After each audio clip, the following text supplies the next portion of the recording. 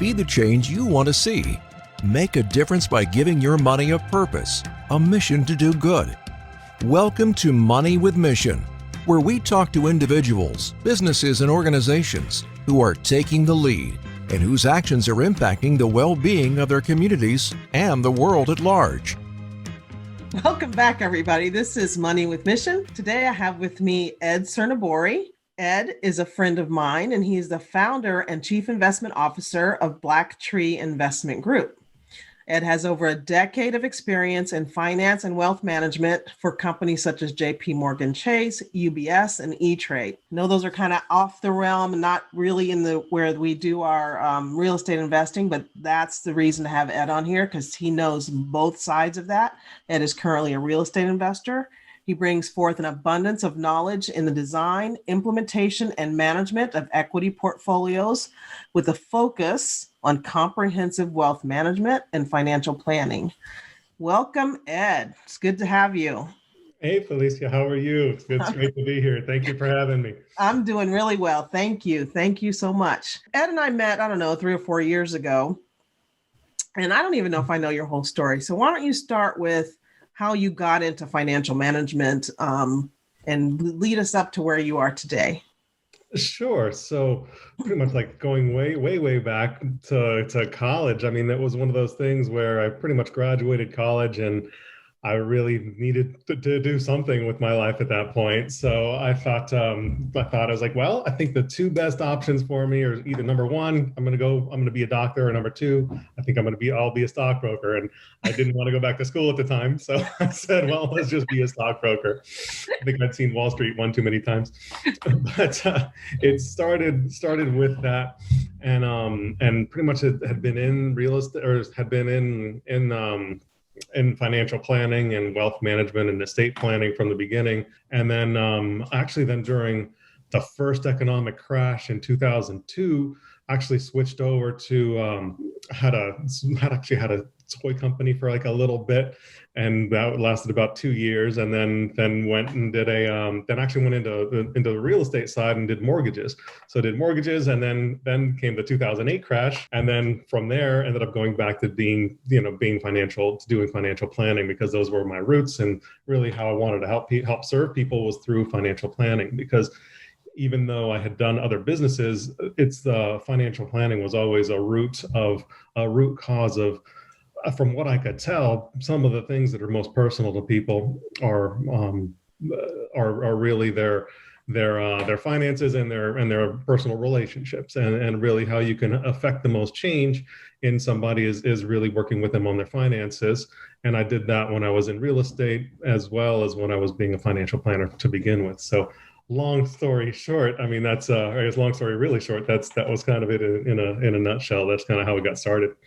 I'm going to back you up because that is a really good story, but getting out of college and doctor or stockbroker. Okay, I understand I don't want to go back to school to be a doctor, but why stockbroker? What about that was interesting to you? Well, I mean, so my family had come here, were, first generation here. And one of the things that really got to me when I was growing up was my dad is one of the greatest people on the planet. But he didn't, at least in my estimation at the time, we're not taught what finances are in our systems, let alone if you're coming from a different country. So one of the things that got to me was seeing how hard he had been working, and really seeing how much effort was required to earn a living and earn a good, to give things to your kids, to really give the life that you want to your children. And seeing him work really hard and then have money, and then having, I had always sat down when he had like a financial planner or somebody over, and then just kind of looking at these people that are coming in, trying to tell him what to do, with the money that he had saved and earned over that time. And really just not agreeing with what it was on just on a fundamental level. Even when you're in high school, it just seemed like something was off. Yeah. So if you can tell that something isn't right, you really want to find out and kind of just scratch that itch a little bit and figure out what's deeper, what's behind that. And so that's really what had interested me most, was to really benefit people by giving them financial education. And so I thought that the best path for that was by learning about the stock market, by learning about what finances are, because people work our entire lives, or a large percentage of our life is used to earn money. But most people aren't looking at what to do with that money, or how it's created, or how it works. So you're basically spending all of your time creating something and building towards something that you don't know anything about. So that's, or maybe that's a little bit strong language, but no, I think it's very, very true. We think we know, but when in reality, I think most of us don't know that much about money and how it really, really works. We know what, and here now I'm going to sound conspiracy, but we know what the powers that be want us to know about how money works. So, hey, Ed, what country are you guys from? Your first generation from? Yeah, so my father was actually born in Italy and raised in Argentina, and my mother's from El Salvador, and born and raised there, and they met in San Francisco. I didn't know that, Ed. My boyfriend is Italian. His parents were from Italy, moved to Argentina. He was actually born in Argentina. I didn't know that. Maybe we did have that conversation. That's great. Yeah, there was a big movement from both Italy and Germany towards Argentina in World War from World War II. A lot of the refugees, basically fled the area and went to Argentina. So that's really interesting. Uh-huh. So you said your dad worked really hard. It sounds like you heard some of the things that were going on as far as who was teaching him or trying to get him to manage his money, and it didn't seem like it made much sense to you. So that's what led you to want to learn more about how money works. And to you, the stock market was the place to go. Is that correct? Well, that's the one place that I needed to explore the most, because that's really the engine that drives everything. And actually, well, that's the perceived engine that drives everything. Once you actually get into it more and more, then you realize that there's the debt part, which is the bond market, and the bond market that's really what drives everything. And then underneath the bond market is the Federal Reserve, or the inflation of money, or the creation of wealth, or how our monetary system works. And so those are really the kind of the three steps. But initially, you just think it's the stock market because that's what's promoted to you, whether it's on TV or on talk shows or whatever it is. It's like there's a big push towards getting people into the stock market and making something. It's maybe it's complex for a reason. They designed it to be as complex as possible for a reason. And you talk about the stock market, but many people don't even get to that part. It mentally, really, it's more the bank and a loan. And then I remember it took me it was as in my 20s that I really understood even banks and how banks made money, thinking of them as a business and not just a place where I went to put money and do transactions. Those are very interesting things. So you got into the stock market, and did you learn everything you wanted to learn? Tell me what that experience was like. So that was mind-blowing when you first get into the business, because you study, you take the tests, and a lot of these people that you're studying, you put on, you kind of put them on pedestals. And then when you actually get into the business and you see how it works and the underlying dynamics of what financial planning is, it's a gigantic disillusionment in the best of ways, because you actually see how it all works. And you can see how it all works. So there's two sides. There's the buy side, the sell side. The buy side meaning like you're working for you're like an analyst within a company. Let's say call it like a Morgan Stanley. Pick a company. They have they'll have like an analyst that's going out to analyze a company, and then what they'll do is they'll come back with a valuation and say if that's basically the buy side, whether the bank is going to be involved in lending them money or buying their securities or something to that effect. The sell side is really the financial planning side, where you're looking at all these financial instruments and you are choosing which is in your mind the best solution, or can potentially provide the best solution for the client's needs. So that's in general how it's supposed to work. Okay, I'm going to back you up because I got confused on the buy side. Who's buying? So the bigger banks are the buy side, would mean so think of it more just like the analysts. So the buyers are the banks. Okay. So let's say, I mean, it's not an exact correlation, but it would be the buy side would be somebody that would be, let's, call it like, Merrill Lynch or UBS or one of those companies will go and they'll buy a gigantic portion of, they'll either, or another bank. And so think of it either, so you have Morgan Stanley be more on like the buy side, like on like, let's call it like, it's more like the unknown types of banks that most people haven't heard of that do the actual underwriting and buying, like Okay. companies like Citadel or some, like just a whole bunch of other ones that we don't need to get into, but they basically do, they'll basically work with a corporation. And let's say you're Apple and you want to raise $100 million, Okay. maybe like $100 billion if you're Apple or whatever, but let's just call it like $100 million. So they'll do that in two different ways. You can either have a bank go there and they'll do an underwriting, just kind of do an analysis of the company and see how much cash flow you're getting. And then they'll basically decide if you can issue that in debt or in equity. So debt would mean a bond and equity would mean percentage of ownership or a stock. Okay. Let's take it down to smaller numbers and a smaller, like a person. Let's say I'm a company and I need to raise money. Let's say I need to raise $100,000. Just make it littler numbers, maybe. Sure. No, let's make it big numbers. I need to raise $100 million. Let's say that. Now, what do I do to go start that process? So for most people, what they would do is they'd go to a bank and see if they could get a loan from the company or get a loan from the bank, right? So let's say, let's just say it's like $1 million and you want to buy a house, for example. Most people will go and they'll go buy a house and they'll get a loan from a bank. That would be debt. Let's say you wanted to do something different. You could go into a partnership agreement with, let's say like 5 other friends, and then 5 people put in $200,000 each, and then it'll be $1 million.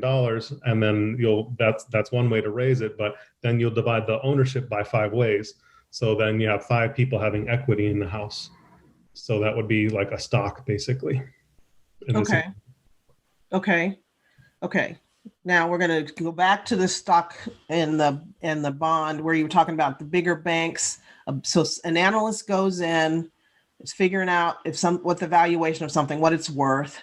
The bank then will come and either buy portions of that or loan money on that. Yeah, they're primarily the bank wants as little exposure as possible. Really, what they'll do is they'll come in and they will either issue that they have banks that will issue them. So it depends on what type. There are multiple ways to do it, obviously. But a lot of times they'll just loan them money, for example, but they'll loan them money. And sometimes it'll be on like somebody's credit, or sometimes they'll take collateral, like it could be something like a building that they own, for example, would be collateral. Okay. Or it would be like a licensing agreement or something. So, so they would either give them money through either loaning them money personally, or from that entity, or what they could do is turn around and then if it's a publicly held company, what they can do is actually do a stock offering, so people can raise money through stocks. And that's the equity side, correct? Now you own a portion of that company. Yeah. So did you just talk about buy and sell in that little statement right there? Yeah. So that's a good way to put it. Okay. So why is that? Why did you? Actually, let me take a quick step back. So to make it more simple, the banks are almost any financial institution wants to basically spread their risk and potentially effectively spread wealth of other people. What they want to be like the middle person charging commissions on each side. So if they're selling you, because even if they're loaning somebody money, what they'll do is they'll basically take in other money, and then the money that they had loaned out, they'll take it from other people. So long story short, let's say what you do when you put money in the bank, for example, which is what most people don't realize, is let's say you have just your regular savings account inside of the bank. That bank will turn around and they'll do stuff with it. It's not just sitting there in one gigantic pile. In fact, it's a very, very small percentage of your actual money is in there. I believe the requirements are something it's less than, I want to say it's like 5% or something like that. I don't remember off the top of my head what the reserve requirements are, but it's very, very little. Right. And especially when then we can talk about fractured reserve lending, but that's a whole nother story. But that's actually super interesting too. But just to get back to the point, the bank will let's say you deposit $100,000 into a bank. That bank will then turn around they'll take that $100,000 and they'll just loan it to somebody else. So they'll like, okay, that's great. Thanks for the $100,000 deposit. It'll be there on a number on a balance sheet. But what they'll do is they'll and more often than not, they'll do that as a loan to somebody else. Right. So I put my $100,000 in the bank at some percentage interest. Yeah. So, let's say it's 1% I got a great deal. I got 1%. What did the bank do with my $100,000? So the bank, what they really do is they'll take that $100,000. They will basically give you that, let's call it 1% interest. So you'll get $1,000 a year. What they'll do is then they'll basically take that money and they'll loan that money out to, let's say, somebody that's buying a house. Right. And that person who's buying a house, they're charging interest of, let's call it 5% or whatever it is. So that 4% difference, they're keeping that 4% difference. Right. So where it gets criminal is when you're talking about what fractional reserve lending is, because they'll take that same $100,000 and they'll loan it out 8 more times. So they basically don't have $800,000. They have $100,000 from you, but they'll take that $100,000 and through, again, what's called fractional reserve lending, they'll be able to loan that out 8 more times. So that $100,000 deposit actually creates $800,000 of loans, of loanable money, and they're charging that 5% interest, not just on that first $100,000, but on that whole entire $800,000. Okay, so, and Ed said it was criminal, but this is legal stuff, you guys. This is how the banking system works. We think we are getting a great deal at 1%. The bank is making 5% 9 different times off of your $100,000 that you put in the bank. So that's their multiple streams of income. You've heard me talk about multiple streams of income. Everybody that's got and this is the most basic way to explain it. Everybody that's got a savings account, even stuff sitting there that you feel is safe and not at risk, is sitting there and the bank is making a ton of money off of you. That is the business of banking.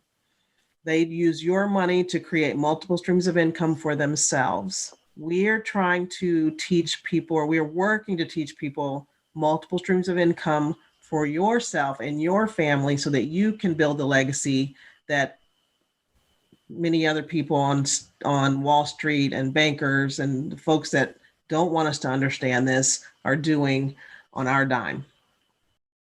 Money with Mission is a real estate and business investment company that specializes in finding projects that have the potential to give you a great return on your investment dollar and make an impact in the communities where we invest.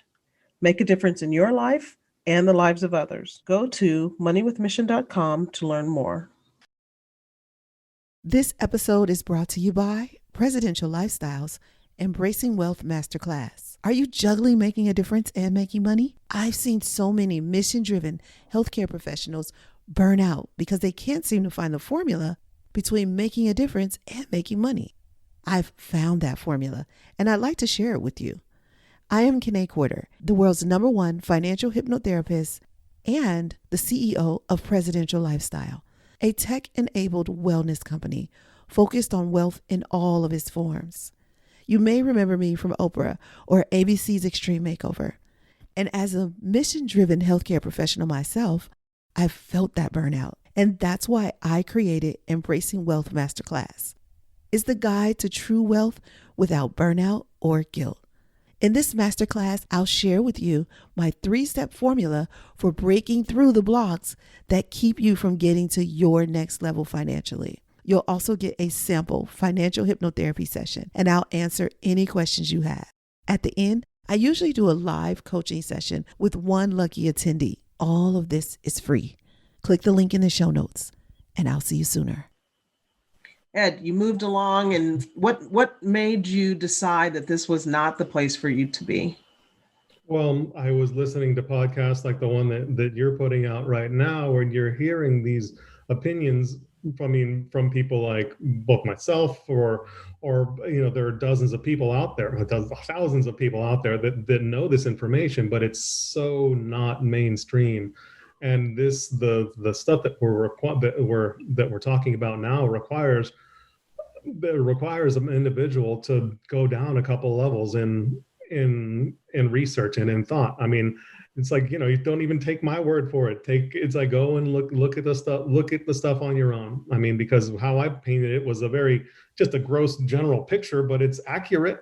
Yeah. But, so it's like, well, just go and do the research on your own. And it's difficult now because there's just so much information out there. So you have to be a little bit more targeted, but it all really started like how the whole paradigm shift started happening for me. It took a long time for me to figure this stuff out. And I was in the business all the time, surrounded by this, steeped in it. And it took me forever to figure out. Because you get caught up in the day-to-day stuff, and it just escapes you. Yeah. Right. So it's like by listening to stuff, even by listening to podcasts like yours, by listening and by just getting a general sense of information, or education rather, it helps tremendously. Because one of the bigger, I think you had asked me kind of what or I forgot what you asked me. So. How did you shift to doing more of real estate investing? So my understanding is you've left your stock market company and are now doing real estate investing and raising money in that way. Is that correct? Yeah, that's right. Okay. I had done it because I had been obviously involved in money my entire life. So it came to the point where I live in California, live in Silicon Valley. So mm-hmm. I always liked the idea of investing in real estate because it should pencil out to be better, but there was nothing here that I could afford, especially from an investment standpoint, because none of the numbers made any sense. Okay. It's like, I remember like way back in the day from like the Carlton Sheets, like infomercials where it's like, hey, great, you can buy this house for $50,000. It's like, where can you buy a house for $50,000? So it's like in the Bay Area, you know what it's like living here. It's like, there's a shoebox right now is less, you can't even find a shoebox for $1 million, but it doesn't exist. So the numbers here never made sense. The first thing that kind of happened for me was, when I was listening to like just some different podcasts or whatever it was, I figured out that I could actually invest in my first house in Houston. And so while I was in the stock market, I was like, well, I can buy a whole house in Houston for $77,000. Like, this is great. Like that's about the cost of most cars right now. So I basically bought my first house in Houston. And then the process was relatively easy. I still have never actually been to that house in Houston that I bought, but that's kind of when it started opening up for me. And then I started really listening to more the podcasts. And then really the moment that broke everything open for me completely was, I mean, people have had that little red pill moment or whatever, however you want to call it. Like I had read G. Edward Griffin's book, The Creature from Jekyll Island, and that talks about the Federal Reserve and how money's created. And that's really when things flipped completely for me. After I really, because I was working at the company that he's specifically mentioning several times in the book. That's the company that I worked for a few years. Okay. And as I was listening to what he was saying, I remember listening to it on my headphones, walking into the meeting, talking about like how this company does all these things. I'm like, this is the company I'm working for. And I'm walking around in the company that he's talking about in the book. So it basically helped open my eyes significantly. So it's still not clear to me. You were working in the stock market. You knew how to make money in the stock market, it sounds like, mm-hmm. but you still wanted to look at something else, started doing real estate investing. What was do you remember what was the trigger that said making money in the stock market's not the way I want to make money? How did that work? I mean, because I wanted to diversify a little bit. I mean, the whole idea was just to diversify and like, well, you can't have everything here. I mean, it's great, but real estate is great. And the other thing is, and again, like living in the Bay Area, it's like you see how people's wealth is created through real estate. So really wealth is created through real estate. Wealth is stored in real estate. And but I didn't have enough to, I didn't have a few $100,000 to, plunk down on my own home. So I was like, well, I really wanted to be a homeowner to start with. So that's the first thing I did was like, I had a lot of stocks, but I didn't have any real assets. So I figured I should diversify a little bit. So once I kind of started, that's really when things started opening up. So it wasn't so much a like, oh, like real estate makes all this sense. I mean, it makes great sense on paper.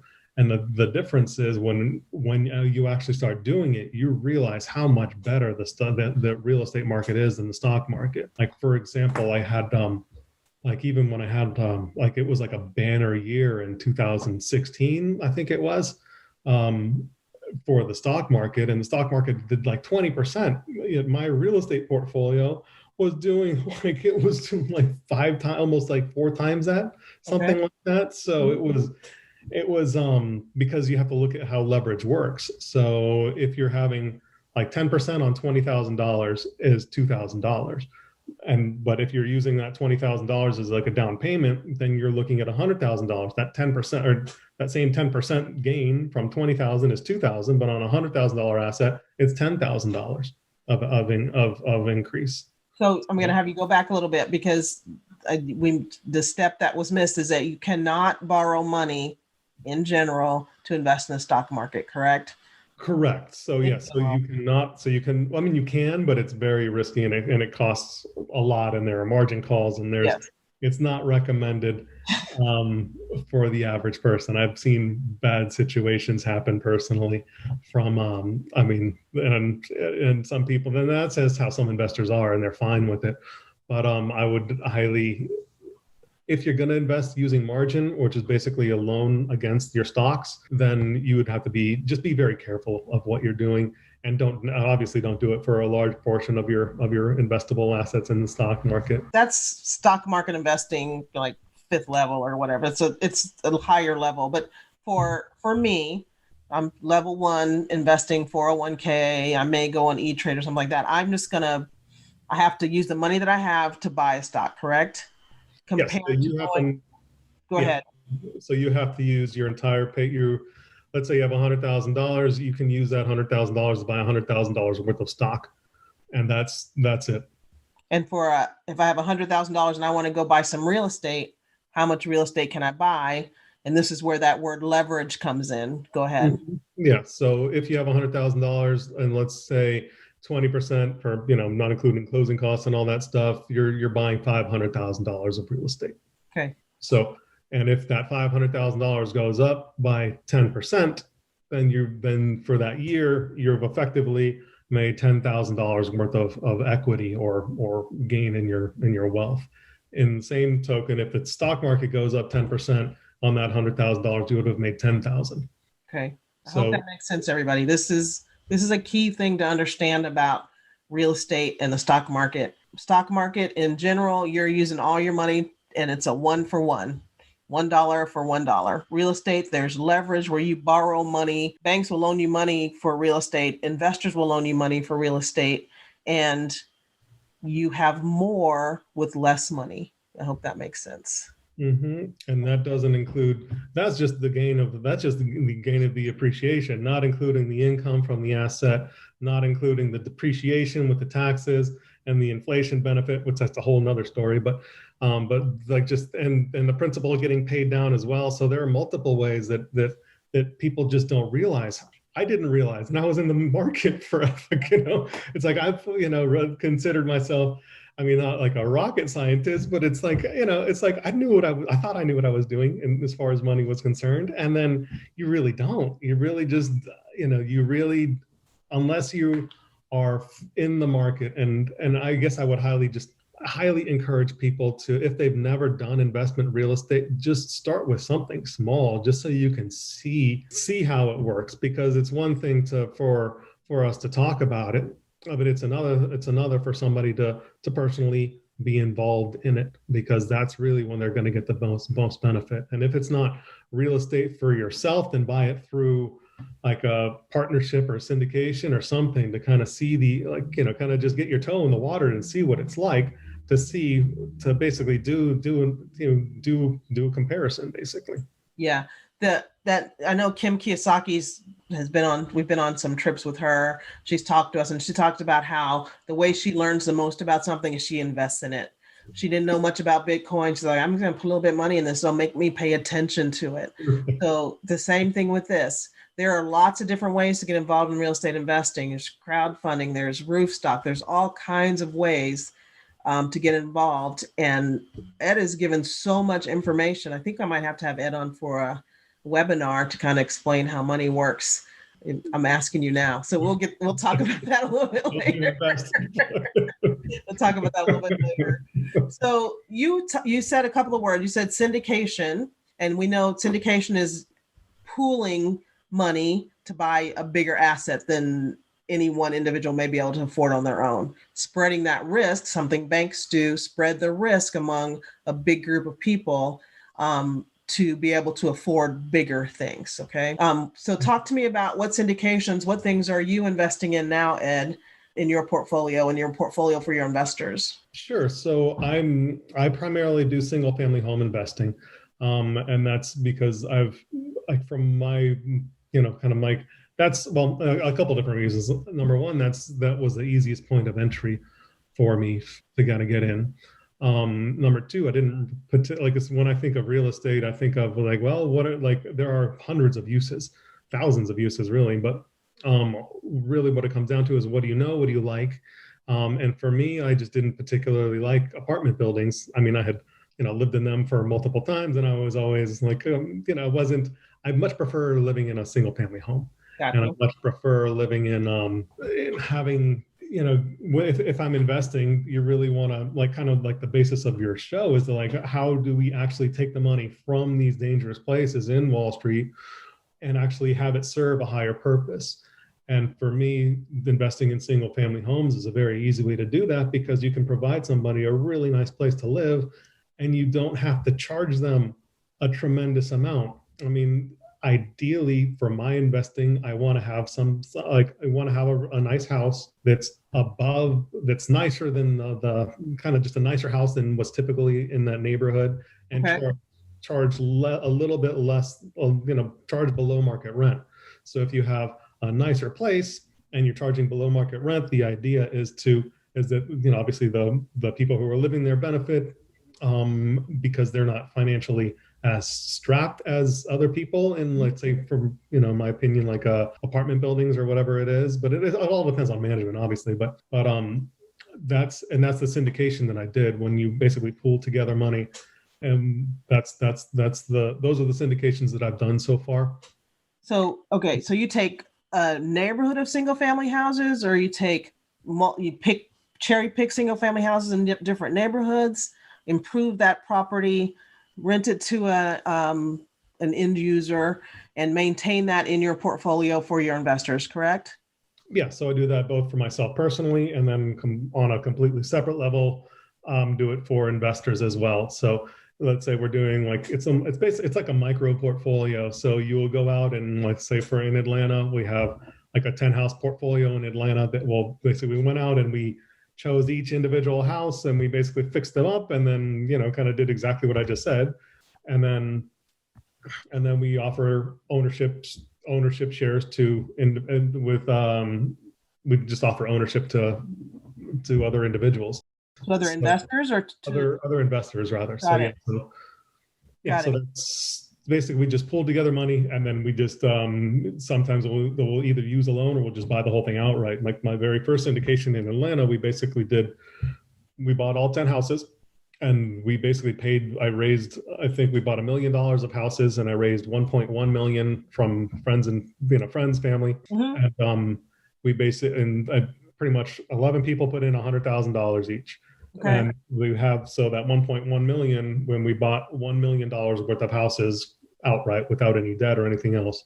And the reason that we raised 1.1 is because you have to have reserves and, there's reserves, there's commissions, there are legal setup fees and everything else. But and we basically split everything 80-20. So 80% of the profits went to the individual investors and then 20% basically management kept, or I kept for managing everything. And the way people are making money is off of the rents, correct? Mm-hmm. In addition to how property in Atlanta is appreciating or going up in value. So that's another way that ultimately people will make money, in that you will sell those or refinance those. So that's how your investors are doing better. Your tenants, Ed's not a slumlord. You heard him. He wants his houses to be a little better than the rest of the neighborhood, and he rents it at less of a price, a lower than market rent. So, the news has landlords sounding like we just don't care about people and we put them out and evict them and that kind of thing. Those are not the people that we hang out with. We hang out with people who have a mission to improve the communities. So you heard what Ed just said. He is buying single family houses, improving them, putting tenants in them. You can just imagine what that does for somebody to be in a house that looks a little bit better than every other house in the neighborhood, and they can actually afford it and live there and still have things to do, be able to buy their food, be able to send their kids to places they want them to go. So that ripple effect is huge. I love it. Thank you so much, Ed. Ed has a report for you. It is called The Number One Biggest Threat to Your Retirement. And you can go to moneywithmission.com. Moneywithmission.com, I'm sorry, yes, to get that report. And I'm going to go get it as soon as we get off this call. So thank you, Ed, so much for sharing that. Again, thank you. Ed is the founder of Black Tree Group, correct? Did I say that right, Ed? That's correct, yes. Okay, Black Tree Investment Group, correct.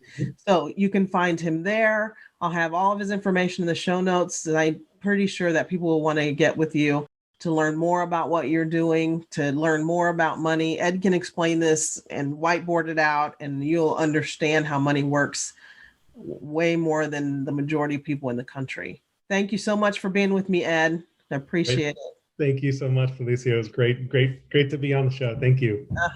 Until next time, everybody, get out there, give your money a mission, send it out into the world to positively impact the lives of others and your bottom line. See you next time. I hope you enjoyed the interview and are inspired to give your money a mission. Until next time, send your investment dollars into the world to bring you a financial return and improve the lives of others.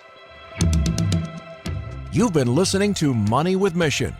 There are projects happening right now where you can make a great return while positively impacting the lives of others. To learn more about today's guest or to download 7 steps to building resilient wealth for women, visit www.moneywithmission.com.